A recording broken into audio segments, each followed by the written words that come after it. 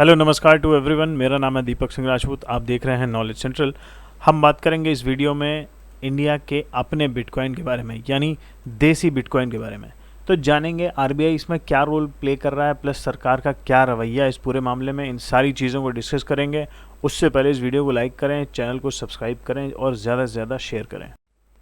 तो ये सामने स्क्रीन पर द इकोनॉमिक टाइम्स का एक आर्टिकल है जिसमें आरबीआई का कहना है RBI working on digital currency pilot projects likely in near future by deputy governor. अब ये आरबीआई के डेप्यूटी गवर्नर हैं, उन्होंने ये कहा है कि आरबीआई जो है डिजिटल करेंसी पर काम कर रहा है और उसको पायलट प्रोजेक्ट की तरह आने वाले समय में कई जगहों पर लॉन्च किया जाएगा।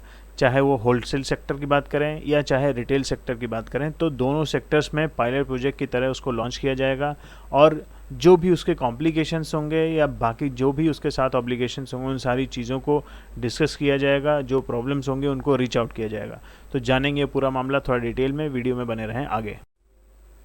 तो जैसा हमने अभी डिस्कस किया, आरबीआई के जो डेप्यूटी गवर्नर हैं रविशंकर, उन्होंने ये समाचार दिया है और उन्होंने बताया है कि आरबीआई प्लान कर रहा है कि एक फेज्ड मैनर में सीबीडीसी को लॉन्च किया जाए। फेज्ड मैनर का मतलब है कि अलग अलग टाइम पर अलग अलग सेक्टर्स में उसको टेस्ट किया जाएगा। और सीबीडीसी से मतलब है सेंट्रल बैंक डिजिटल करेंसी, यानी आरबीआई जो करेंसी लॉन्च करेगा उसको इन शॉर्ट एक कॉमन लैंग्वेज इस्तेमाल की जाती है globally, central bank digital currency. तो वो एक तरीके का लीगल टेंडर ही होगा। लीगल टेंडर और आप सब ऑब्वियसली जानते हैं, जो हम करेंसी यूज़ करते हैं वो क्या है, वो सब एक लीगल टेंडर है। अभी आगे उस पर थोड़ा और बात करेंगे।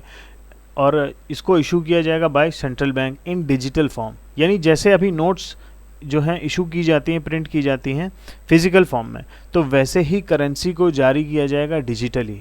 यानी सपोज़ अगर हम मान लें कि एक साल में आरबीआई ने सपोज़ 1000 रुपये प्रिंट किए। अब 1000 को हम मान लेते हैं 10-10 के नोट में, ठीक है। तो 1000 में से अब आरबीआई क्या करेगा इनिशियली कि हम 100 रुपये या 200 रुपये डिजिटली डेवलप करेंगे और बाकी फिजिकल फॉर्म में होगा। यानी मान लिया 200 रुपये डिजिटल फॉर्म में, तो 200 रुपये की करेंसी डिजिटली अवेलेबल होगी और बाकी 800 रुपये जो है वो फिजिकल फॉर्म में होगी। ये फॉर एन एग्जांपल आपको मैंने समझाया। और इसको फिएट मनी भी कहा जाता है। फिएट मनी से क्या मतलब है? फिएट मनी से मतलब है कि ऐसा मनी, ऐसी करेंसी जो गवर्नमेंट जिसको सपोर्ट कर रही है। अब जैसे ये सामने नोट है इस समय, इसको हम फिएट मनी बोलते हैं। फिएट मनी क्यों बोलते हैं? क्योंकि देखिए मेन रीज़न मैं आपको दिखा रहा हूँ, आप सबने देखा कोई भी नोट हो तो उस पर ऐसा मैसेज लिखा रहेगा, I promise to pay the bearer the sum of 2000 rupees. मैं धारक को 2000 रुपये अदा करने का वचन देता हूँ। ये वचन कौन दे रहा है? शक्तिकांत दास। कौन है ये? प्रेजेंट टाइम में governor of reserve bank of India, ठीक है। तो उनकी तरफ से उनके साइन है, यानी ये प्रॉमिस कौन कर रहा है? आरबीआई का गवर्नर। इसीलिए इसका क्या मतलब है? इसका मतलब ये है कि ये जो नोट है इसकी अपने आप में क्या वैल्यू है। इस पूरे जितना भी डायग्राम बना है जिसमें गांधी जी का फ़ोटो लगा है, 2000 लिखा है, इससे सबसे कोई मतलब नहीं। मेन चीज़ क्या है? ये मैसेज, ये जो मैसेज है यही इसकी अपनी वैल्यू है, ठीक है। ये एक तरीके का प्रॉमिस है जो आरबीआई कर रहा है, जिसके हाथ में ये नोट होगा, ठीक है। उसके पास 2000 रुपये के बराबर की वैल्यू होगी। 2000 रुपये नहीं, 2000 रुपये की बराबर वैल्यू। All right. तो इसी को फिएट मनी कहा जाता है, ठीक है। फिएट मनी मतलब जिसको गवर्नमेंट सपोर्ट करे, जो गवर्नमेंट द्वारा बैक्ड हो, ठीक है। अब बढ़ते हैं डिजिटल करेंसी की तरफ। तो बात करें अगर बेसिकली एकदम फंडामेंटल टर्म्स में बात करें कि डिजिटल करेंसी होता क्या है, तो डिजिटल करेंसी क्या है कि ऐसी करेंसी या करेंसी की तरह का कोई टूल जिसका मेन काम क्या है? एसेट की तरह जिसको ट्रीट किया जाए और मेन काम उसका होगा पेमेंट। और उसको मैनेज कौन करेगा? That will be managed over the computer और इंटरनेट। सबसे खास बात यही है कि आज मतलब फिजिकल फॉर्म में जितने भी नोट्स हैं इंडिया में उनको कौन मैनेज कर रहा है? आरबीआई। अब जब डिजिटल करेंसी आएगी उसको भी आरबीआई ही मैनेज करेगा, बट ओवर द इंटरनेट। क्यों? क्योंकि आने वाले समय में हम देख रहे हैं कि इंटरनेट कितना तेज़ी से बढ़ता जा रहा है। और स्पेशली 2016 के बाद से, जब से इंडिया में 4G प्रॉपरली आया, तो उसके बाद से कितना इम्पैक्ट है डिजिटल करेंसी का वो हम देख रहे हैं और दिन पर दिन ये बढ़ता ही जाना है। तो इसी वजह से आरबीआई ने और भारत सरकार ने ये तय किया है कि हम अपनी खुद की वर्चुअल करेंसी यानी डिजिटल करेंसी को लॉन्च करेंगे। अब डिजिटल करेंसी कितने तरह की होती है, तो मेनली 3 तरह की ये डिस्कस की जाती है। एक होती है वर्चुअल करेंसी, फिर होती है बैंक्स डिजिटल करेंसी, और तीसरी होती है क्रिप्टो करेंसी। क्रिप्टो करेंसी हाल ही में बहुत ज़्यादा न्यूज़ में है, और स्पेशली पिछले 7-8 महीनों से इंडिया में बहुत ज़्यादा न्यूज़ में है। उससे पहले इंडिया में बहुत ज़्यादा क्रेज़ नहीं था, बट अभी के समय में प्रेजेंट टाइम में ये बहुत ही ज़्यादा हाइप्ड अप है, ठीक है। और वर्ल्ड में कुछ कंट्रीज़ हैं जो ऑलरेडी जिन्होंने इसको मतलब क्रिप्टो करेंसी को कुछ हद तक लेजिटिमेसी दे रखी है, 100% नहीं, लेकिन हाँ कुछ हद तक दे रखी है। जैसे जापान में कुछ बिजनेस यूज़ कर रहे हैं, यूएसए में काफ़ी बिजनेस ऐसे हैं जो अपना पेमेंट बिटकॉइन में एक्सेप्ट कर रहे हैं, इथेरियम में एक्सेप्ट कर रहे हैं। तो ये सब क्या है, ये सब क्रिप्टो करेंसी की फॉर्म है। मैं एक अलग वीडियो बनाऊंगा क्रिप्टो करेंसी पर, वहाँ उस पर सेपरेटली बात करेंगे। और इनके अलावा जर्मनी है, फ्रांस है, नाइजीरिया, ऑस्ट्रेलिया, कोलंबिया ने तो अपनी खुद की डिजिटल करेंसी 2019 में ही लॉन्च कर दी थी। और आपको मैं बता दूं कोलंबिया का नाम आ गया है। तो 2019 में एक वाक़या हुआ था कि कोलंबिया के पास देखिए वर्ल्ड में, और केवल कोलंबिया नहीं, वेनेजुएला स्पेशली, वेनेजुएला के पास वर्ल्ड में सबसे ज़्यादा जो है पेट्रोलियम के रिजर्व्स हैं। तो वेनेजुएला ने एक ऑफ़र दिया इंडिया को कि हम आपको वर्ल्ड में सबसे सस्ता क्रूड ऑयल देंगे, लेकिन उसकी एक शर्त होगी कि आप जितना पेमेंट करेंगे वो हमारी डिजिटल करेंसी के फॉर्म में करेंगे। तो उससे क्या होता, उनको थोड़ा सपोर्ट मिलता। उनको ये सपोर्ट की ज़रूरत क्यों थी, क्योंकि यूएसए ने बहुत सारे जो हैं सैंक्शंस लगा रखे हैं कोलंबिया पर और वेनेजुएला पर, due to crime and other reasons. तो खैर इन चीज़ों से अभी थोड़ा बाहर निकलते हैं, फोकस करते हैं डिजिटल करेंसी पर। अब बात करते हैं मोटिव की, यानी आरबीआई की बात करें या फिर गवर्नमेंट की बात करें, तो ये स्टेप क्यों किया जा रहा है। तो इसका कारण ये है क्योंकि डिजिटल करेंसी का जो पोटेंशियल है वो बहुत हाई है। यानी आज के समय में जो फिज़िकल फॉर्म में जो करेंसी होती है, आप सपोज़ एक पर्टिकुलर जगह पर नोट जो हैं प्रिंट हो रही हैं, ठीक है, एक सिटी से उसको निकाल कर इस देश में अलग अलग जगहों पर पहुंचाना। सपोज़ एमपी में एक जगह पर प्रिंट हो रहा है, अब वहां से जम्मू कश्मीर ले जाना, कन्याकुमारी या नॉर्थ ईस्ट ले जाना, बहुत ज़्यादा टाइम टेकिंग है। अब अगर डिजिटल फॉर्म में हो जाएगी तो क्या होगा, बन गई और तुरंत 1 मिनट के अंदर सेंड हो गई। तो ये सारे बहुत सारे नए रास्ते खुल जाएंगे। ये जो ट्रैवल टाइम है, ट्रांसपोर्टेशन टाइम है, इसमें भी अलग पैसा खर्च होता है। मतलब पहले तो नोट छापो पैसा खर्च करके और फिर उसको पैसा लगा के दूसरी जगह ट्रांसफ़र करो, तो ये जो कॉस्ट है ये कम हो जाएगी। तो इसके पीछे मोटिव बहुत ज़्यादा है ना। और अगर इसके अलावा डिस्कस करें तो लोगों को बहुत ज़्यादा सहूलियत हो जाएगी। सहूलियत जैसे मैंने आपको बताया कि तुरंत पैसा मिल जाएगा, प्लस और भी बहुत सारी सर्विसेज हैं, एक्सचेंज रेट में हो जाएगा, या फिर ग्लोबली अगर परचेज़ करना है तो इंडियन करेंसी क्या होगी, अब क्योंकि गवर्नमेंट द्वारा बैक्ड होगी तो उसकी लेजिटिमेसी होगी, तो वो सारी चीज़ें आसान हो जाएंगी। और सबसे बड़ी बात कि पब्लिक का जो इंटरेस्ट है वो रुपये में बना रहेगा। कैसे, इस बात को कहने का मतलब ये है कि जैसे प्रेजेंट टाइम में हम देख रहे हैं कि भारत में बहुत सारे लोग ऐसे हैं जो क्रिप्टो करेंसीज़ में पैसा लगा रहे हैं, बिटकॉइन हो, चाहे डॉज कॉइन हो, या इथेरियम हो, या और दूसरे तमाम। तो उन सारी क्रिप्टो करेंसीज़ के अलावा अब भारत के लोगों के पास स्पेशली, क्यों, हमारी ख़ास बात क्या है, हम अकेले ही, मतलब हम अपने देश में ही 140 करोड़ हैं, तो जो भी गवर्नमेंट द्वारा बैक्ड ये करेंसी आएगी तो उसको अगर हमारा सपोर्ट मिलेगा, यानी भारतीयों का, तो वो अपने आप में, क्योंकि उसके यूजर्स बहुत ज़्यादा होंगे, तो वर्ल्ड में वो अपने आप में एक लेजिटिमेट करेंसी बनकर सामने आ जाएगी।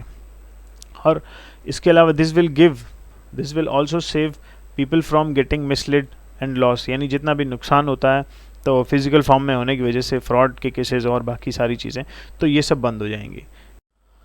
अब प्योरली बात करेंगे बेनिफिट्स के बारे में, यानी ये सब करने से क्या फ़ायदा है, मेन फ़ायदा क्या मिलेगा। तो सबसे पहली बात तो रिड्यूस ट्रांसपेरेंसी ऑन कैश।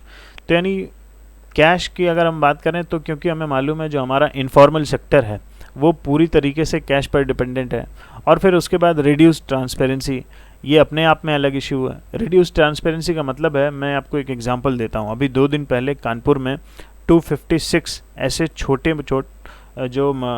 ऐसे छोटे व्यापारी जो मतलब ठेला लगाते हैं या और छोटी मोटी दुकानें जैसे चाय बेचना या पान बेचना, तो ऐसे जो लोग हैं, तो ये लोग किसी भी टैक्स उसमें नहीं, यानी इनकम टैक्स के किसी भी स्लैब में नहीं आते हैं। लेकिन ये 256 लोग ऐसे हैं जिनके पास करोड़ों की संपत्ति है।